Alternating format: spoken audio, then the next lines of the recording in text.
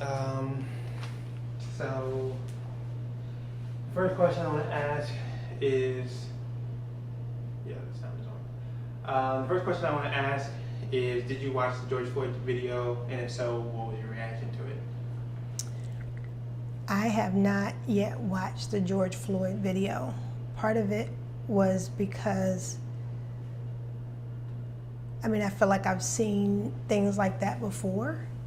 And then the other part of it was me protecting myself because I didn't want to feel the emotional pain of watching it, watching everybody else's reactions to seeing it.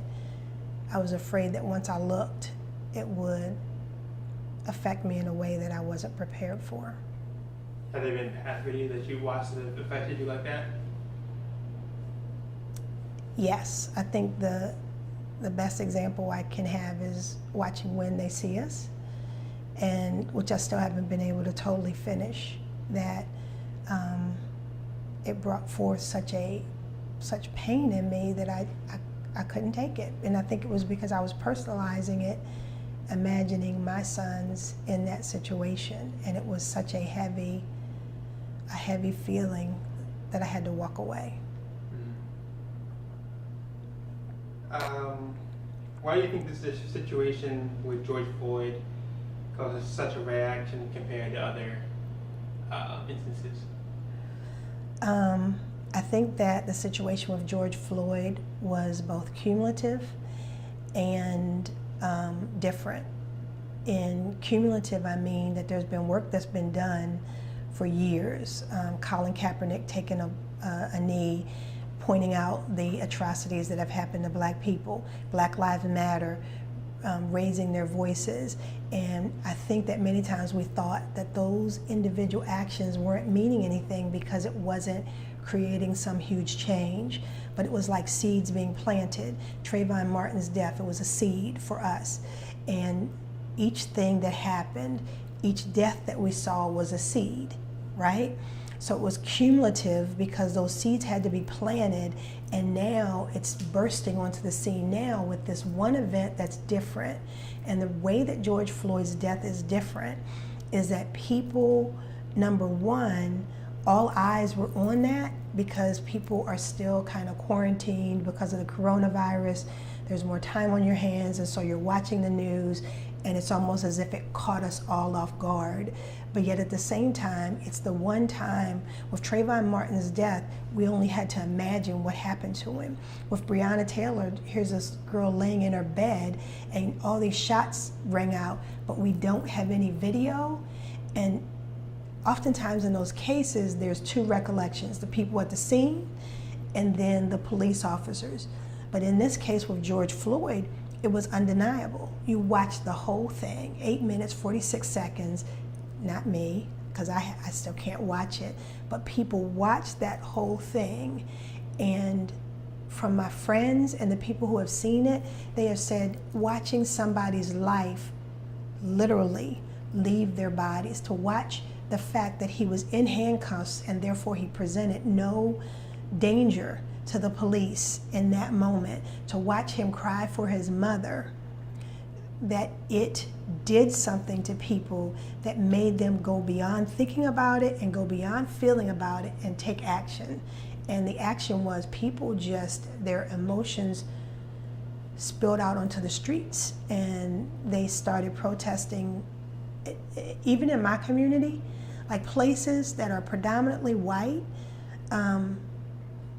people are protesting, and the protesters are not all Black people. You know, in the 60s, it was mostly Black people and a small percentage of whites.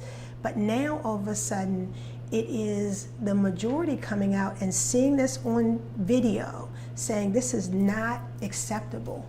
And so I think that seeing it made people say, I can't stay quiet. And even there's some of my friends who never used to say how they really felt, especially on social media.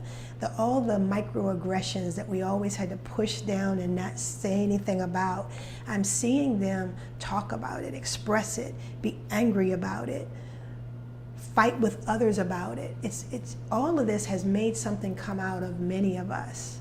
that has been hidden for a long, long time. Speaking of black men getting being examples of police brutality, how would you compare this moment to the Rodney King riots in the 90s?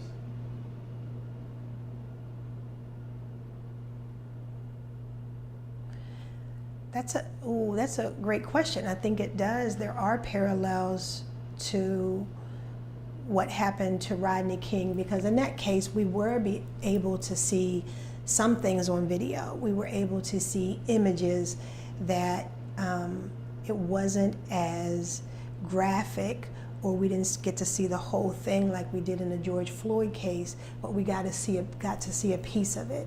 And it was in a moment that people were tired and angry and frustrated, and again, it spilled onto the streets. There wasn't as much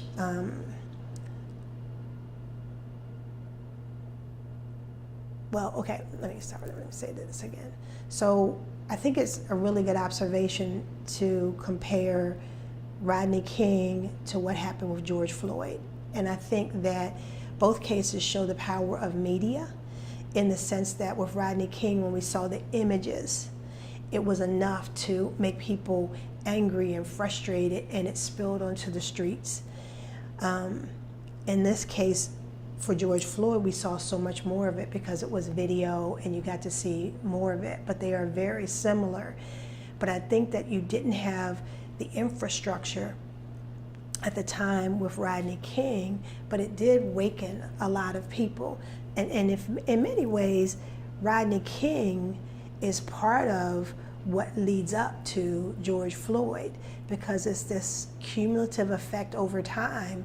And so that's something. In every other instance of Sandra Bland, all of it is leading up to this moment where people have had enough, and therefore they want to speak out and act out.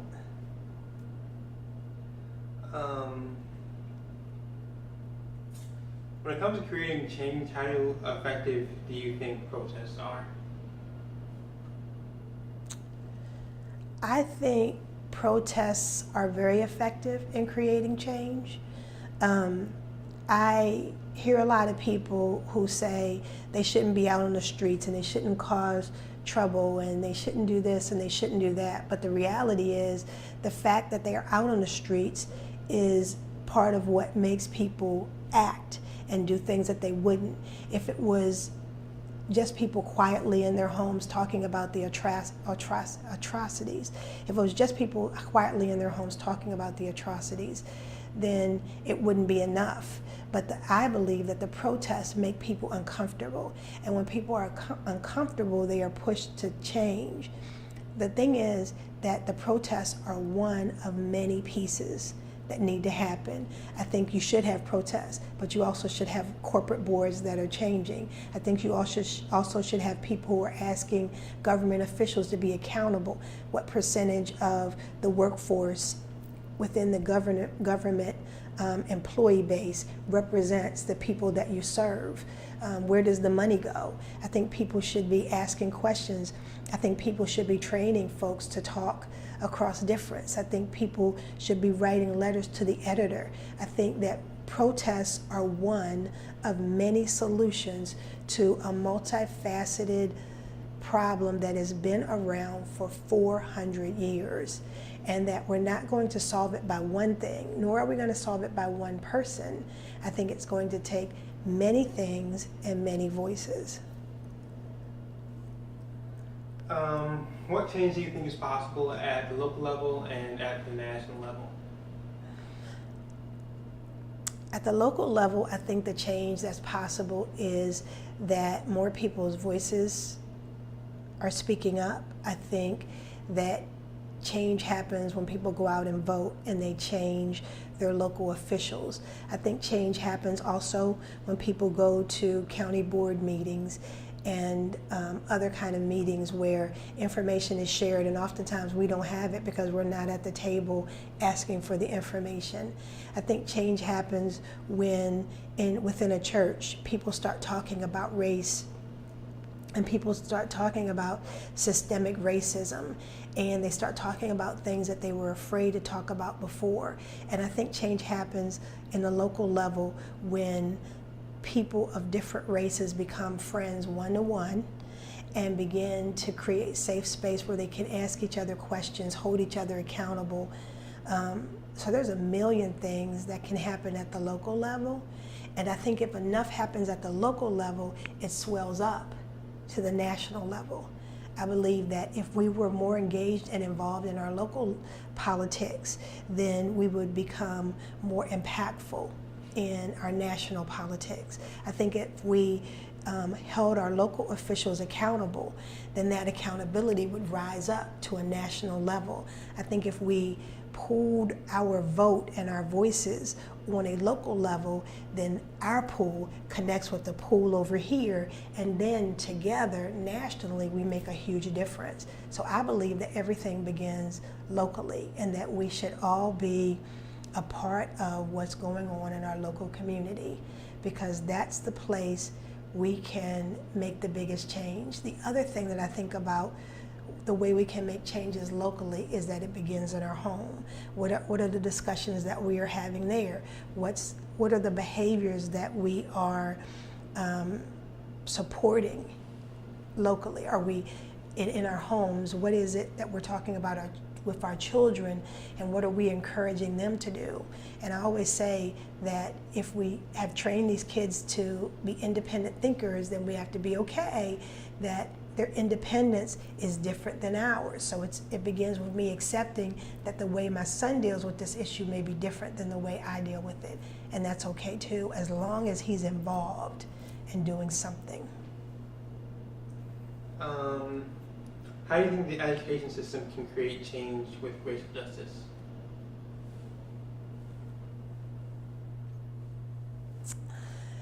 I think the education system can create change in a multitude of ways. One is in the teachers that we hire, and the ways that we hold them accountable. I've seen all these pictures on social media lately of teachers making comments, very racist comments, teachers and principals holding up a noose and thinking that's funny. Well, if that is their mentality, do you imagine what they're bringing to the classroom to the little black boy who may be a little more energetic than the little white boy? How are they shaping that child? And so we have to be careful about our teachers. And that's not that we create this belief police that you have to believe in a certain way, but it should, how often are we as parents, checking to see how our children have the feedback, checking the feedback that the teachers are giving our children, and determining whether there may be some implicit bias in the ways that our children are being created. The ways that our children are being taught. This is all over the place, but let me go back here. I remember when my second son was in elementary school, and all of a sudden the teacher came to me and said, he has a problem reading. Now, in all of the years, he had gotten great grades, and there was never conversation about that. And there was a part of me that wondered, because this child was one who dressed more stereotypically black, he had the big shirts and the things that were really culturally popular at the time, there was part of me that wondered whether there was some implicit bias in that teacher, so that she said some things or saw some things that were based on a stereotype and not what my son was actually doing. So I took the feedback. Okay, you're saying that he needs extra help. I hired someone outside of the school system to help my son. And very quickly, that person indicated that no, he's not struggling in those areas, that he's done very well. So I got an independent person to give me feedback. Then when I took that independent information back to the school system, the teacher, miraculously, he had made a 100% turnaround. So all of a sudden, the issues that she said that he had and the labels that she tried to put on him were magically gone, and he had improved. And I believe that is an example of the implicit bias. I need to listen to what the teacher said, but sometimes I need to get outside assistance. What I worry about, though, is for those parents who did not have the funds to get that kind of outside assistance. And that means we need administrators who are holding people accountable, who are watching for trends, and who are searching for more teachers and administrators who represent the population, as opposed to some. I've talked to friends whose children have never had a person of color as a teacher. And we often will blame the system and say, well, those candidates don't come to us. But I also know family members who were trained as teachers, but in our county couldn't get a job. But they could get one in a county that was more progressive. That means that there's an underlying problem. And so on the local level, the way we change that is that we hold the school accountable by asking to see the numbers. What's the percentage of African American administrators? What's the percentage of African American teachers? Are there teachers who consistently have a problem with children of color? And I think it's also about giving, sponsoring training so that teachers can become aware of their biases, because I think a lot of times we're not aware of those biases that we have. For example, there are biases that I have against other races. My children are really good at pointing those out for me, but sometimes I don't even realize how biased I am until I'm made aware of that. And I think it's uncomfortable sometimes in having the conversations, but I always appreciate it because it makes me better and it makes me stand back and reevaluate both my beliefs and my behaviors. You feel like we're in a historical period of time? Why or why not? I heard someone the other day that said that this period could be likened to the Reconstruction era. After, slavery ended, and there was a period where African Americans were really, really thriving. And they bought more land, they created their own communities, they were thriving. There were many Black Wall Streets, if you will. And they had less. If you think about it, when slaves were released, they were released with barely the clothes on their backs. So they had less at that time than we have now. But all of a sudden now, people are trying to right some of the wrongs. They are saying we need to get away from these things that inherently are biased and impact us in a negative way. And we as African Americans have more wealth than at any other time. And all of a sudden we're aware of the fact that the black dollar does not circulate very long in our community. And so we're trying to change that. And if we can stick with it, and if we can hold our government and our businesses and our community organizations accountable, and if we can hold ourselves accountable, then this could be a second Reconstruction period. But what I would say to that is, a wise person once said that the people who do not know their history are destined to repeat it. So if we had Reconstruction before, and then all of a sudden all of that was taken away, our houses and communities were burned down, we were run off of our land and it was taken from us. If that happened then, we have to be knowledgeable, aware, and educated enough to make sure that this Reconstruction period can never be taken away from us, nor from our descendants. And so we have to make sure that we have the political capital. We have to make sure that we have the economic capital. We have to make sure that we educationally where we're supposed to be. If we strengthen ourselves and therefore this entire country in a way that is positive and productive, then this Reconstruction won't just benefit us, it'll benefit the country as a whole, and it'll also benefit those other groups who are still working on their issues, the Hispanic community, the Asian community, those communities, oh my goodness, the Native Americans. What we do in this moment could help so many if we do it right, if we're strategic, and if we don't give up. How do you think the strategies and or opinions of this generation different from those of the past?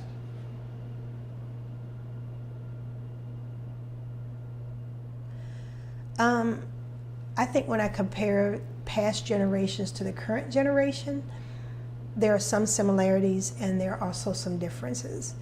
The similarities are that past generations, when they were young, they were cocky and thought that their way was the only right way. They were out there willing to risk their lives and put themselves on the line to make sure what they needed to happen occurred.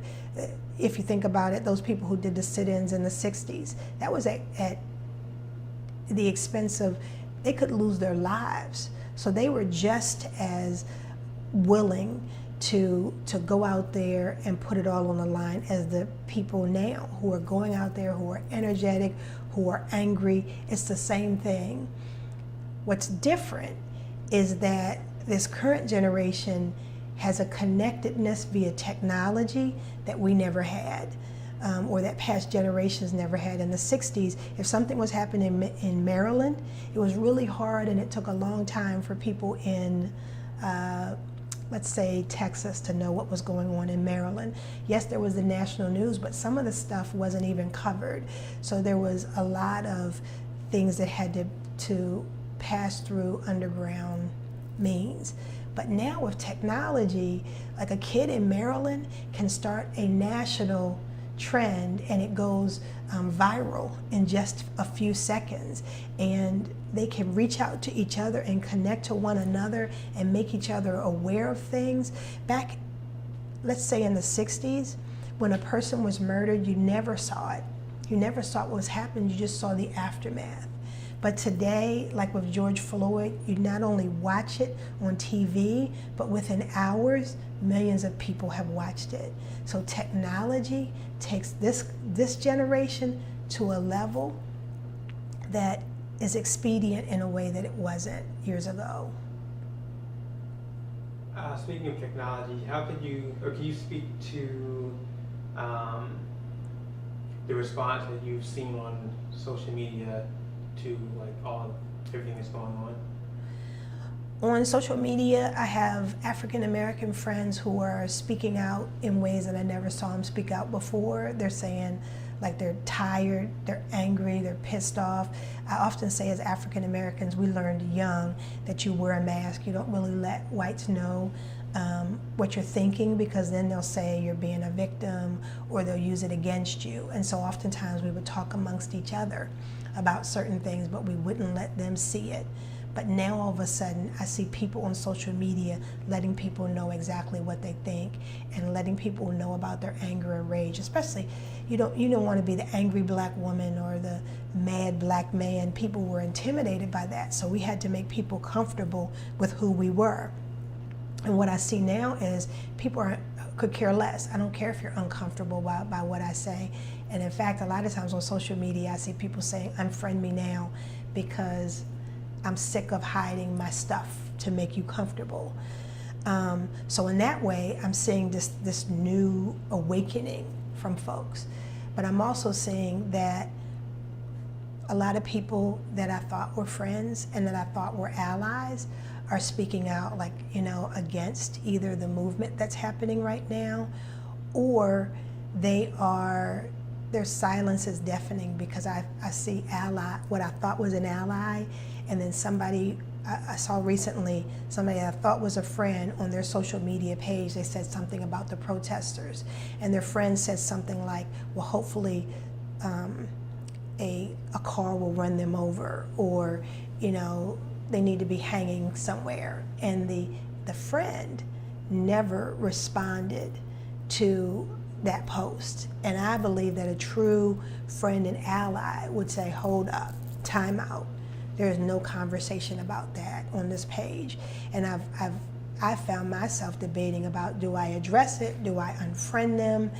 And I think this technology is throwing in our face some issues that we've probably just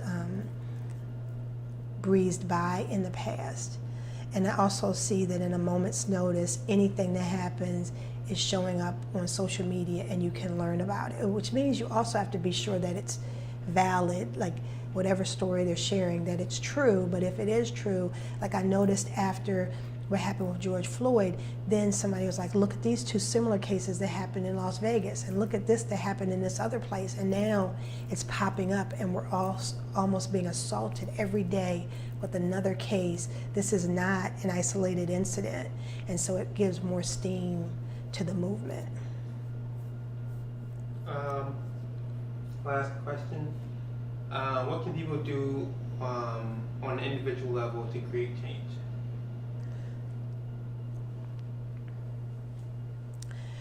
On an individual level, what people need to do to create change is to stop looking for somebody else to do it. To stop saying, well, I elected you in this position, so only you are responsible. Yes, I need to hold that person responsible and accountable, but I need to hold me accountable too. What am I doing? Now, everybody is an activist on social media. You know, they can put up a thing that says Black Lives Matter, but I would say on an individual level, what are you doing to make yourself uncomfortable, to sacrifice, to lift up your voice, and to act, to make things different? And so for that, I say everybody has a chance to be a leader in some way, because everybody influences somebody else. So in my sphere of influence, I need to ask myself, what am I doing and how can I take it to the next level? And if I look at that and say, what am I doing and how do I take it to the next level? If we all step up our game, then we become powerful. And that includes, where am I spending my dollar? I should not spend my dollar in places that do not have people who look like me, who have not spoken out on this issue. And that includes, where am I giving my money in terms of my tithes and my offerings when it comes to a church?